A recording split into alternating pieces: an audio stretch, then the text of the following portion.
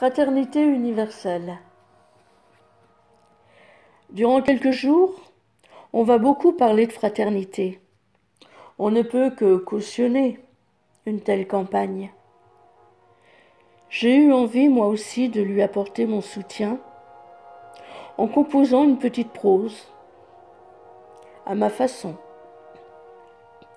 Et mon frère, j'ai souvent été interpellée de la sorte sur mes poèmes et sur les réseaux sociaux ou les groupes de poésie. On me disait, j'aime bien ta liberté de parole, j'aime bien ce que tu écris, mon frère, j'aime bien tes engagements.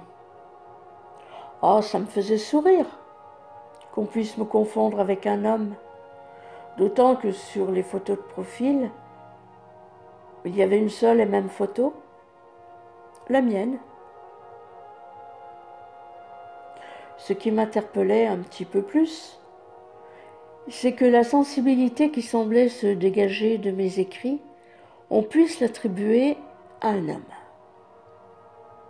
Et puis, lorsque ma fibre militante, féministe,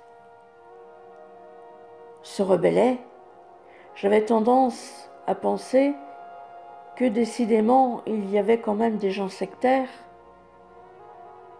puisqu'ils ne pouvaient pas imaginer qu'une femme puisse avoir de l'esprit. Mais bon, je n'ai jamais engagé la polémique. Alors je répondais souvent, simplement, merci mon frère ou ma sœur, parce qu'il y avait des femmes aussi, d'apprécier mes écrits, mais tu vois, moi je ne suis que ta sœur. Il m'a été dit aussi que finalement mon frère, ça pouvait être une généralité, que ça pouvait aussi bien s'adresser à un homme ou à une femme. Soit.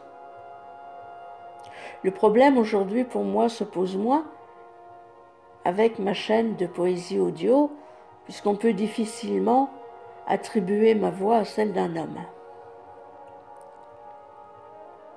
Mais alors, regarde-moi mon frère.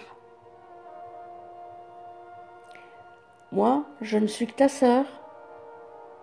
Mais nous deux, n'avons-nous pas les mêmes galères, les mêmes rêves, les mêmes peurs?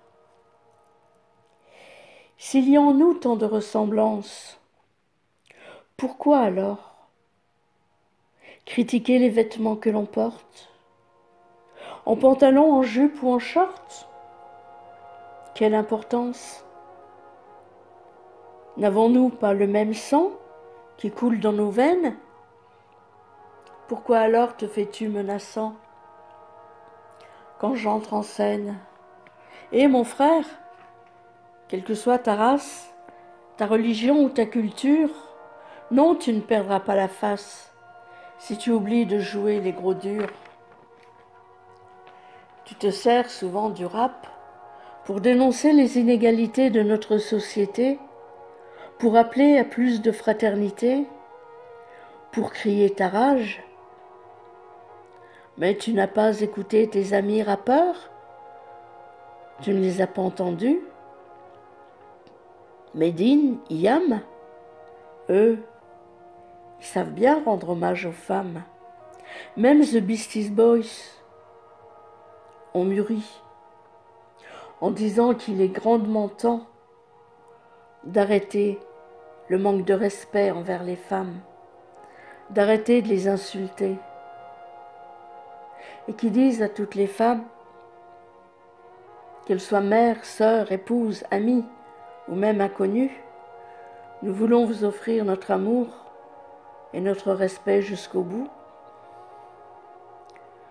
D'autres encore qui s'interrogent en se disant, puisque nous venons tous d'une même femme, pourquoi alors les violons-nous? Pourquoi les insultons-nous? Pourquoi les délestons-nous? Oublie tes habits de macho, mon frère. Abandonne les critiques d'un autre âge. Nous ne demandons pas grand-chose. Laisse-nous vivre sans nous enfermer dans des carcans, sans nous mettre sous l'été noir. Même Monsieur Cro-Magnon ne critiquait pas la longueur de la peau de bête de Madame Cro-Magnon. Il n'en avait pas le temps. Avec le peu de moyens dont ils disposaient, ils ont réussi à faire progresser l'humanité. Alors, mon frère, toi qui surfes sur le net, toi qui as des amis dans le monde entier, toi qui surfes sur tous les réseaux sociaux, ne crois-tu pas que notre monde serait plus beau sans toute cette violence inutile?